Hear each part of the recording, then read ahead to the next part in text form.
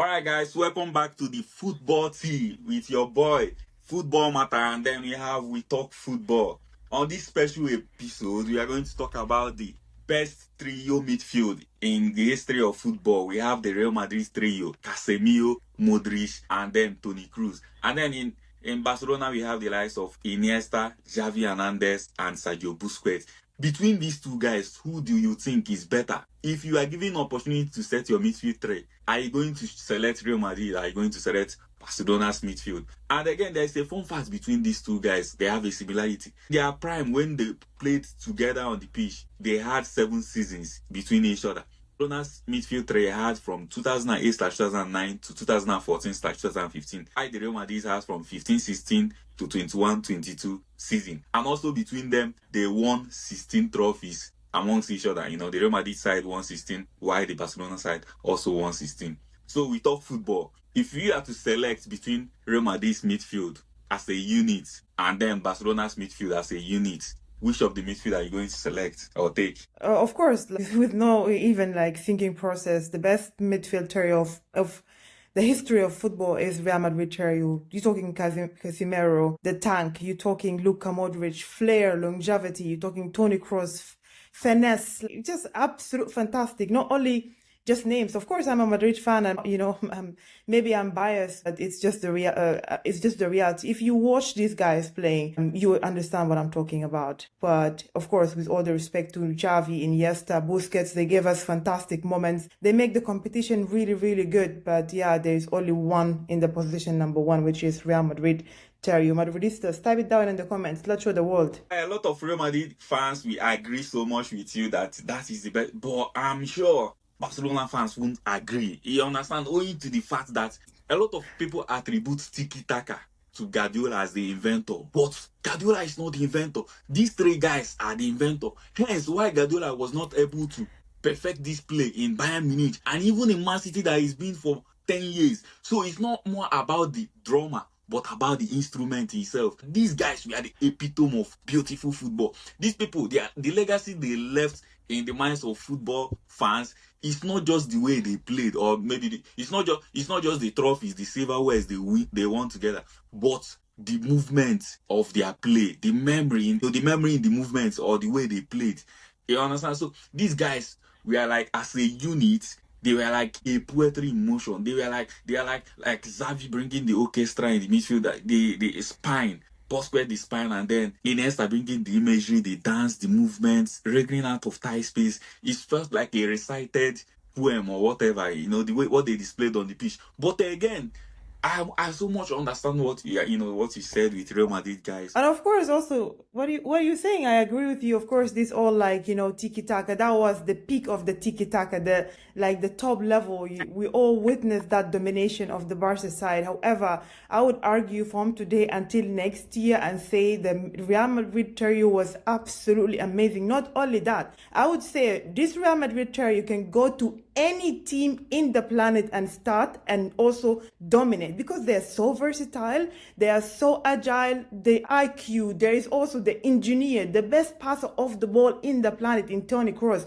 You have Casemiro, the tank, who can literally stop players, even arguably Lionel Messi. Then you have the longevity, the Prince of Croatia, Luka Modric playing in that. Come on. It's very simple. Very, very simple. Also, when you're talking about Busquets, Iniesta and Xavi, these people play in the same national team. We have players who don't play in the same national team. Play against Pep Guardiola, very detail-oriented manager, whilst Luka, Kroos and Casemiro had to play under managers like Carlo Ancelotti and also Zinedine Zidane, who are not necessarily detail-oriented. We all know Pep Guardiola minimized the flaws or the deficiencies of his players and also look into maximize their quality. But when it comes to the best, there's only one best trio. I said, Madridistas, back me down. Type it down, because it's very simple, very easy. Let's show the world. Yeah, I agree with you. It's not about backing it down or whatever. It's a solid argument when you say the midfield of Real Madrid is better than Barcelona. I understand that, because just like you said, they are more versatile. They look more balanced individually, in the sense that each other bring different pieces. Casemiro in that midfield was bringing the physicality. Then you have Toni Kroos, who was bringing the control, and then Luka Modric, Luca. who was bringing the movement and the flair. So they were three different people. You have three different nationalities: Brazil, Germany, and Croatia, who played in unison and understood what each other was about to do. With Luka Modric, his versatility, the way with his movement, he's able to stretch defenses, the way, even though he does not have a left foot, or he made his the outside of his right foot a weak foot. The way he was spraying passes. What can Luka Modric not do? He has the flair, he has the assist, or the screamers, the wonderful goals he scores. And then Casemiro, a clutch DM. I don't know the last time we had a clutch DM, or if we had ever had a clutch DM, providing important goals in a Champions League final, even in the Super Cup and whatever. And then you have Toni Kroos, who Zinedine Zidane, one of the greatest players to have done it, said what Xavi, Iniesta, Busquets does with multiple passes. Because with Barcelona, you have a lot of short and precise passes. Toni Kroos does it with one pass. I mean, you need a lot of passes. When with one pass, you can pierce the defense. When with one diagonal pass, you have splitted and destroyed opposition's possession systems. This man does it effortlessly, not once, not twice. With one single pass, he destroys systems and structures. It means nothing to him. With Toni Kroos, system and structures do not exist. You understand? And then Casemiro, like I said before, his tackles, well-timed tackles and interceptions. At one point, yes, you might say that Messi embarrassed him sometimes, but there were sometimes he contained Messi. There were sometimes he got the better of Messi. You can't say that I don't think Busquets can ever stop Messi if they were to play against each other. You get? So these people, they in Europe, the epitome of football or club football, they did it once, it felt like luck. They did it the second time, something that no team has won the UEFA Champions League back to back. I did not say European Cup, UEFA Champions League back to back. They did it the second time, as it was, they did it the third time. And I say they were favored as after VAR, they also did it again. You understand? So they were a very strong side, and it's very arguable because with them, they dominate any midfield. They contain any midfield because they have it all. They can string passes between each other. They can go do. If you come physically, they are up there physically. If you come technically, they're also there technically. But with Barcelona's midfield, these guys on their day, they made midfield oppositions look useless. They gave them, it was more like they brought them to a class, to a session, to give them the lesson of their lives. You understand? You can come close, but you can't touch. No matter how physical you are, the way they do it effortlessly, give me, I give you. Like, it's felt like recited. So Respect. yeah. Respect Respect to to the both both of them. teams. Massive. And Seriously. what Yeah, they won. continue. Yeah, with what they won is very, very massive. I'm so happy, for this trio. But if I were to choose, Make a wise choice. Make a if I wise were to choice. Because choose, listen, before you choose. no, don't We worry, also don't worry. You can't, you cannot influence me. No, If no, no. I, I if don't I, want to influence you, but if, I don't want to okay, influence you. I okay, don't want yeah, to influence you. I don't want to influence you because now we talk. Before you just want you to also think of the similarities as well because these okay, guys are like you're talking about like these guys that kind of have like when you talk about Iniesta, Xavi, and Busquets. These like again players who played under Pep Guardiola. You always will see them in a certain shape all the time. There's no difference whatsoever. Real Madrid tell you they have to think on their foot. They have to think, how are we going to accommodate for Casemiro's lack of finesse passes, although arguably Casemiro cannot provide this type of passes or he's not press resistant, which I don't necessarily agree with. But anyway, and then you have what will happen if Casemiro's being pressured, or if we played against opponents that press high. What are we doing? They have to figure things out. They have to be not only elite footballers but also elite thinkers. yeah, You can yeah. take this with you before.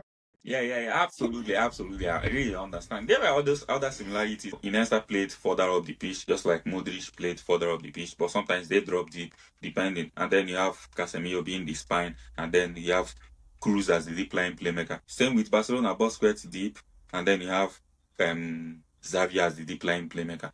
So, but then when Real Madrid has the ball, Cruz is the deepest because he's press Yeah. resistance, he can break lines and stuff like that.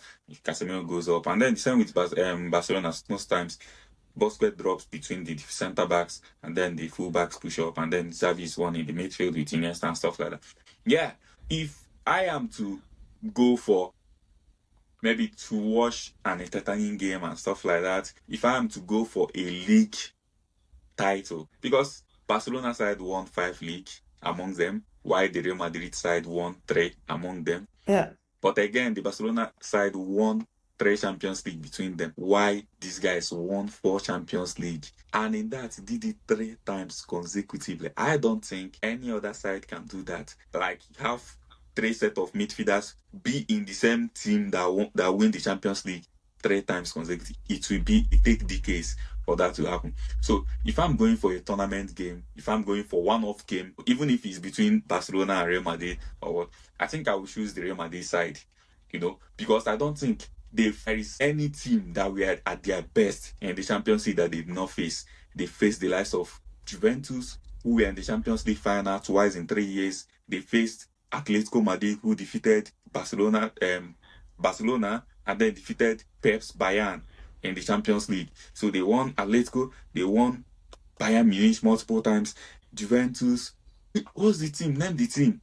Even Chelsea and City a lot of times. So I will give it to them. You understand? They have that clutch moments in them. They can deliver. When I remember these attacking forwards cannot deliver, these people come out in clutch and then deliver. But the likes of Barcelona, they could have, from 2008 2012, they had the players and everything to win the Champions League 4 times straight in that period, because I don't think any team were in their level. You understand? I mean, But yeah, arguably the most dominant yeah. side of football But in ever. 2010, we saw them in the semi-final. Despite with red card, Inter Milan red card, they did not win them, or they did not succeed in a 2-legged tie that you had the advantage of playing the second tie at home. And then we saw them again in 2012 against Chelsea, a red card Chelsea, and then still not winning them. It's playing a draw. So, yeah.